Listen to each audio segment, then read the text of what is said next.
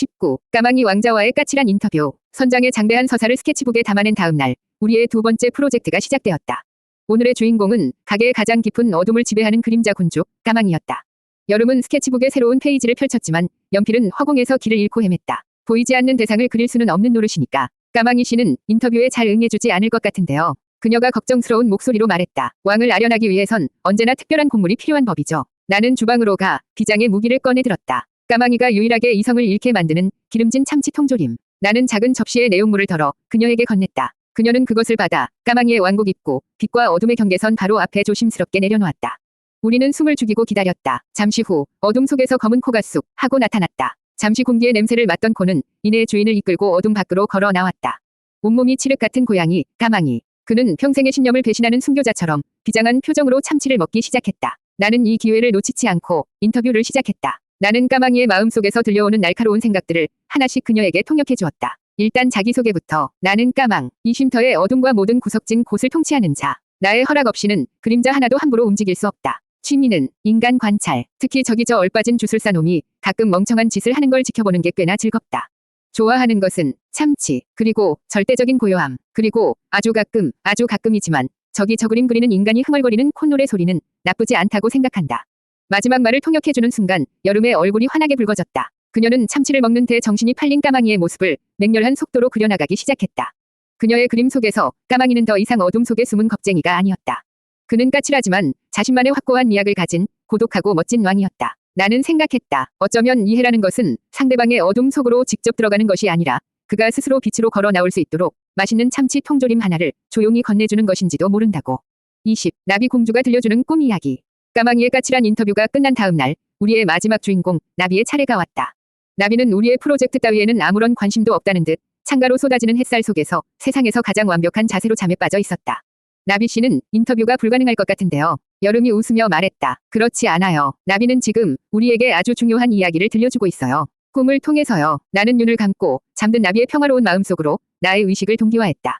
그곳에는 어떤 구체적인 이미지나 단어도 없었다. 그저 따뜻한 노란색과 주황색의 빛, 부드러운 솜털에 감싸여 어딘가를 끝없이 떠다니는 듯한 감각, 그리고 자신의 몸에서 울려나오는 그르릉 소리의 기분 좋은 진동만이 있었다. 행복의 가장 순수하고 원초적인 형태. 나는 내가 느낀 그 추상적인 감각들을 하나씩 언어로 바꾸어 그녀에게 들려주기 시작했다. 나비는 지금 아주 커다랗고 따뜻한 꿀의 헤엄치고 있어요. 강의 물결은 부드러운 담요 같고 강둑에는 고소한 닭가슴살 냄새가 나는 꽃들이 피어있죠. 하늘에는 동그랗고 노란 해가 떠 있는데 그 해는 사실 아주 커다란 치즈 덩어리예요. 가끔씩 그 치즈 조각이 녹아내려 비처럼 내리기도 해요. 강의 끝에는 세상의 모든 햇살이 모여 만들어진 거대한 솜사탕 구름이 있어요. 그 구름 위에서 나비는 영원히 잠을 잘 수 있죠. 그곳이 바로 나비가 꿈꾸는 천국이에요. 나의 서툰 묘사를 들으며 여름은 그림을 그렸다. 그녀는 잠든 나비의 모습을 그리고 그 주위로 내가 묘사한 모든 꿈의 조각들을 그려 넣었다. 꿀의강, 닭가슴살꽃, 치즈해, 솜사탕 구름. 그녀의 그림 속에서 나비는 단순한 고양이가 아니라 평화로운 우주의 중심에서 가장 행복한 꿈을 꾸는 신비로운 존재가 되어 있었다. 우리는 그렇게 한참 동안 나비의 꿈속을 함께 여행했다. 나는 생각했다. 어쩌면 세상에서 가장 위대한 이야기는 거창한 서사나 극적인 사건이 아니라 한 생명체가 꾸는 이토록 단순하고 완벽한 행복에 대한 꿈일지도 모른다고. 그리고 나는 그 꿈의 유일한 통역가가 될 수 있다는 사실에 조용히 감사했다. 21. 함께 먹는 김치볶음밥. 나비의 꿈 이야기를 마지막으로 우리의 첫 번째 공동 작업인 고양이 관찰 일지는 일단락되었다. 스케치북에는 이제 내 말이 고양이들의 서툴지만 진심이 담긴 초상이 나의 글과 그녀의 그림으로 나란히 기록되어 있었다. 우리는 완성된 페이지들을 아주 오랫동안 함께 넘겨보았다. 그것은 단순한 기록이 아니라 우리가 함께 보낸 시간의 증거이자 우리가 함께 만들어낸 첫 번째 세계의 지도와도 같았다. 꼬르륵, 우리의 감상적인 정적을 깬 것은 지극히 현실적인 내 배에서 울린 소리였다. 그 소리에 우리는 동시에 웃음을 터뜨렸다. 시계를 보니 어느새 점심시간이 훌쩍 지나 있었다. 그녀는 스케치북을 챙겨 돌아갈 채비를 하는 듯했다. 나는 그 모습에 나도 모르게 충동적으로 말을 건넸다. 혹시 점심 여기서 같이 먹을래요? 제가 간단하게 만들어 드릴게요. 그것은 차나 코코아를 대접하는 것과는 전혀 다른 차원의 훨씬 더 개인적이고 내밀한 영역으로의 초대였다. 그녀는 잠시 놀란 듯했지만 이내 아주 작게 고개를 끄덕였다. 나는 주방으로 향했다. 메뉴는 정해져 있었다. 이런 날에는 김치볶음밥 이외에 다른 선택지는 있을 수 없다. 나는 냉장고에서 어머니가 보내주신 잘 익은 김치가 담긴 유리병을 꺼냈다. 뚜껑을 열자 시큼하고도 깊은 기분 좋은 냄새가 퍼져나갔다. 나는 김치를 꺼내 도마 위에서 잘게 썰었다. 탁, 탁, 탁. 규칙적인 칼질 소리가 가게 안을 채웠다. 달궈진 프라이팬에 기름을 두르고 김치를 볶기 시작했다. 치익 하는 소리와 함께 매콤하고 고소한 냄새가 피어올랐다. 가게 안의 커피 향과 희미하게 남아있던 그녀의 향수 냄새 위로 김치 볶는 냄새가 겹쳐졌다. 기묘하지만 이상하게도 잘 어울리는 조합이라고 생각했다. 김치가 충분히 볶아졌을 때 나는 찬밥 한 덩이를 넣고 나무 주걱으로 밥알을 쪼개가며 섞었다. 그리고 마지막으로 참기름을 한 방울 떨어뜨렸다. 내가 요리를 하는 동안 그녀는 주방 입구에 서서 말없이 그 모든 과정을 지켜보고 있었다. 잠시 후 그녀는 조용히 수저두벌과 물컵 2개를 테이블 위에 세팅했다. 우리는 어느새 아주 오래전부터 함께 살아온 부부처럼 자연스러운 리듬으로 움직이고 있었다. 나는 볶음밥 위에 반숙으로 익힌 계란 프라이를 하나씩 올려 그녀의 앞에 가져다 놓았다. 붉은 밥 위에 노란 해가 떠 있는 소박하지만 완벽한 한 끼였다. 우리는 우리들의 테이블에 마주 앉아 볶음밥을 먹었다. 우리는 음식에 대해 그리고 고양이들에 대해 몇 마디 말을 나누었다. 하지만 대부분의 시간은 그저 서로의 음식을 먹는 소리와 창밖의 풍경을 바라보는 편안한 침묵으로 채워졌다. 나는 생각했다. 누군가와 함께 밥을 먹는다는 것은 어쩌면 서로의 세계를 가장 직접적이고 원초적인 방식으로 나누어 갖는 행위인지도 모른다고. 나는 나의 서툰 요리를 그녀와 나누어 먹고 있었다. 그리고 그녀는 기꺼이 나의 세계를 맛보고 있었다. 그 사실이 나를 더할 나위 없이 행복하게 만들었다. 22. 우리는 같은 종류의 사람이었다. 점심 식사가 끝나고 우리는 직접 내린 진한 커피를 마셨다. 나른한 포만감과 따뜻한 커피 향이 우리 사이의 공기를 부드럽게 만들었다. 고양이들은 모두 우리 주변에 모여들어 저마다의 자세로 평화로운 낮잠에 빠져 있었다. 라오는 그녀의 발치에서 나비는 나의 무릎 위에서 잠들어 있었다. 그 완벽한 평화 속에서 나는 용기를 내어 아주 오랫동안 궁금했던 질문을 던졌다. 여름 씨는 왜 동화를 쓰기 시작했어요? 그것은 그녀의 가장 깊은 곳, 그녀의 세계의 기원에 대한 질문이었다. 그녀는 잠시 창밖의 수평선을 바라보았다. 마치 아주 먼 곳의 기억을 불러오려는 사람처럼. 세상이 너무 시끄럽다고 생각했어요. 그녀가 아주 조용한 목소리로 말했다. 단순히 소리가 크다는 뜻이 아니에요. 사람들의 기대, 평가, 판단, 그런 보이지 않는 소음들이 저를 너무 힘들게 했어요. 저는 늘 그 소음들 속에서 길을 잃는 아이 같았죠. 나는 아무 말 없이 그녀의 다음 말을 기다렸다. 그래서 저만의 세계를 만들고 싶었어요. 아무도 나를 판단하지 않고 아무도 내게 무언가를 강요하지 않는 조용하고 안전한 세계. 그게 저의 동화책이었어요. 제 이야기 속에서는 모든 것이 조용하고 다정해요. 상처 입은 존재들은 반드시 위로를 받죠. 적어도 제 세계 안에서는 제가 그렇게 만들 수 있으니까요. 나는 그녀의 이야기를 들으며 마치 나의 자서전을 다른 사람의 목소리로 듣고 있는 듯한 기묘한 기분에 휩싸였다. 그녀가 말하는 소음은 내가 그토록 벗어나고 싶었던 잿빛 도시의 모든 것이었다. 그녀가 만든 조용한 세계는 내가 이곳 음파랑에 서툴게 지어 올린 이 쉼터와 정확히 똑같은 것이었다. 나는 그녀를 바라보았다. 그리고 나의 가장 깊은 곳에 있던 나조차 명확하게 알지 못했던 진실을 말했다. 나도 그랬어요. 나도 그 소음으로부터 도망쳐 왔어요. 나는 가게 전체를 천천히 둘러보았다. 하얀 벽, 낡은 가구, 그리고 잠든 고양이들. 나는 이 가게를 지었어요. 여름 씨가 당신의 동화를 쓰는 것과 정확히 똑같은 이유로요. 이곳이 나의 유일한 동화였어요. 그 순간 우리 사이에 존재했던 마지막 유리벽이 소리 없이 녹아내렸다. 우리는 서로의 눈 속에서 완벽한 자기 자신을 보고 있었다. 우리는 같은 종류의 사람이었다. 세상의 소음으로부터 도망쳐 각자의 방식으로 아주 오랫동안 조용한 쉼터를 짓고 있었던.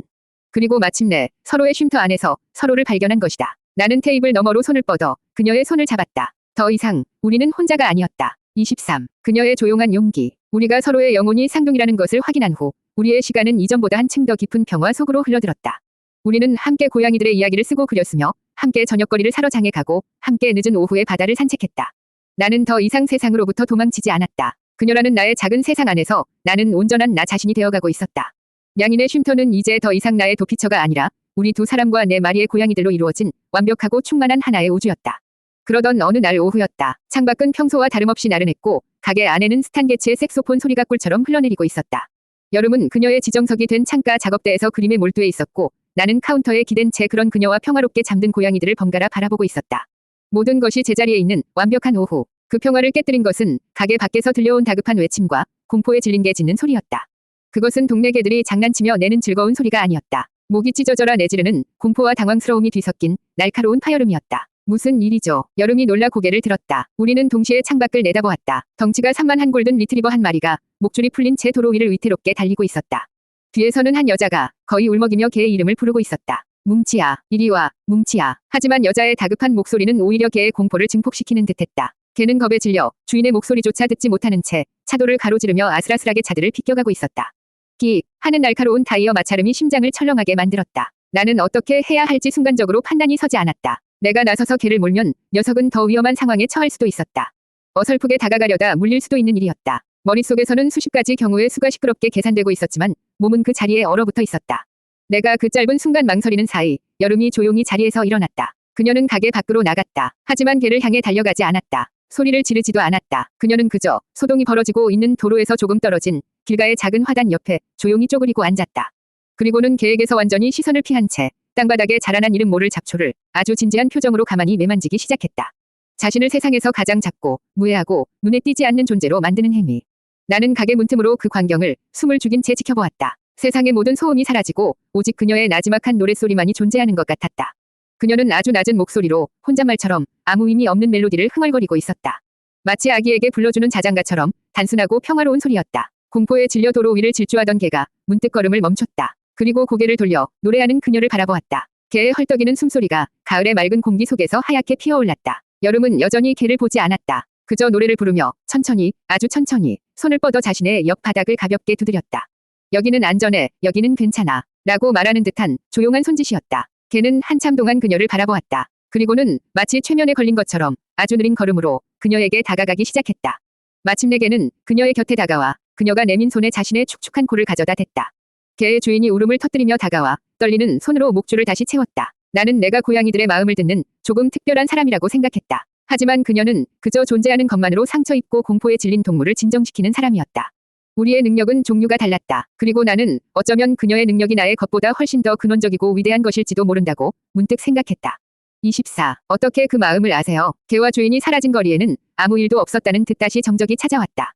여름은 가게 안으로 돌아와 조용히 자신의 자리에 앉았다. 방금 전이 소동으로 그녀가 마시던 차는 차갑게 식어버렸을 것이다. 그녀의 어깨가 아주 미세하게 떨리고 있는 것을 나는 보았다. 용감한 행동의 대가는 언제나 뒤늦게 찾아오는 법이다. 나는 아무 말 없이 그녀의 찻잔을 치우고 새로 따뜻한 허브티를 우려냈다. 캐머마일과 라벤더, 진정에 좋다고 알려진 것들이었다. 그녀는 김이 피어오르는 찻잔을 두 손으로 감싸 쥐었다. 나는 그녀의 맞은편에 앉았다. 그리고 아주 오랫동안 망설였던 질문을 마침내 입 밖으로 꺼냈다. 무섭지 않았어요. 그녀는 찻잔을 내려다보며 아주 작게 고개를 저었다. 무서웠어요. 그녀가 말했다. 하지만 저게는 저보다 훨씬 더 무서워하고 있었으니까요. 그녀는 잠시 말을 멈췄다. 창밖의 풍경을 혹은 자신의 내면을 들여다보는 듯한 눈이었다. 동물들은 거짓말을 하지 않아요. 그들의 공포는 너무 순수해서 오히려 슬퍼요. 소리도 색깔도 없는 그냥 거대한 공포 덩어리 같은 것. 그럴 땐 나도 똑같이 아무것도 아닌 존재가 되어서 옆에 있어 주는 수밖에 없어요. 그럼 공포가 길을 잃고 그냥 나를 비껴가요. 그녀의 말은 시처럼 들렸다. 그녀는 공포에 맞서는 대신 자신을 비워내어 공포가 머물 자리를 없애는 방법을 알고 있었다. 나는 나의 비밀이 부끄러워졌다. 나는 나의 특별함을 숨기기에 급급했다. 혹시 그녀가 나를 이상하게 생각할까봐 두려워했다. 하지만 그녀는 방금 맨몸으로 진짜 공포와 마주섰다. 그리고 그것을 부드럽게 길들였다. 그런 그녀가 과연 나의 작은 비밀을 이해하지 못할까? 나를 가두고 있던 것은 그녀가 아니라 나 자신의 두려움이었다. 나는 결심했다. 더 이상 이 기묘한 시차 속에 머물러 있을 수는 없다고. 그녀는 이미 저만치 앞서 걸어가고 있는데 나 혼자 그림자 속에 숨어 있을 수는 없다고. 나는 새로 커피를 내렸다. 이번에는 나를 위한 커피였다. 용기가 필요한 사람을 위한 아주 진하고 쓴 커피. 나는 커피 잔을 들고 다시 자리에 앉아 그녀를 똑바로 마주보았다. 여름씨, 그녀가 나를 보았다. 할 이야기가 있어요. 그녀는 대답 대신 조용히 고개를 끄덕였다. 그녀의 눈은 깊고 고요했다. 마치 내가 할 이야기를 아주 오래전부터 이미 전부 알고 있었다는 듯이. 이곳에 처음 왔을 때 저는 세상과 단절된 상태였어요. 모든 것이 무채색이었죠. 나는 아주 먼 곳에 이야기를 하듯 천천히 입을 열었다. 그런데 어느 날부터인가 고양이들의 소리가 그냥 소리가 아니라 감정이나 이미지로 느껴지기 시작했어요. 처음에는 환각이라고 생각했죠. 너무 오래 혼자 있어서 머리가 이상해진 거라고. 나는 그녀에게 모든 것을 이야기했다. 라온을 구하려던 그 절박한 순간을 계기로 희미한 감정의 파동이 명확한 목소리로 변하게 되었다는 이야기. 내가 들려주었던 모든 이야기는 내가 지어낸 것이 아니라 그저 내가 녀석들의 마음속에서 들은 그대로를 통역해 주었을 뿐이라고. 나는 판결을 기다리는 죄인처럼 그녀의 반응을 기다렸다. 그녀는 아주 오랫동안 말이 없었다. 그리고 마침내 입을 열었을 때 그 목소리는 놀랍도록 차분했다. 어쩐지 그랬어요. 그녀가 말했다. 도윤 씨는 처음부터 제 마음을 너무 잘 알고 있었으니까요. 마치 제 마음속에 길 잃은 고양이 소리를 듣고 있는 사람처럼요. 그녀는 나의 기묘한 비밀을 두려워하거나 의심하지 않았다. 그녀는 나의 고백 속에서 오직 나의 깊은 외로움과 그녀 자신을 향한 나의 서툰 진심만을 읽어내고 있었다. 그녀는 나의 특별한 언어마저 따뜻한 이해의 언어로 완벽하게 번역해 주었다.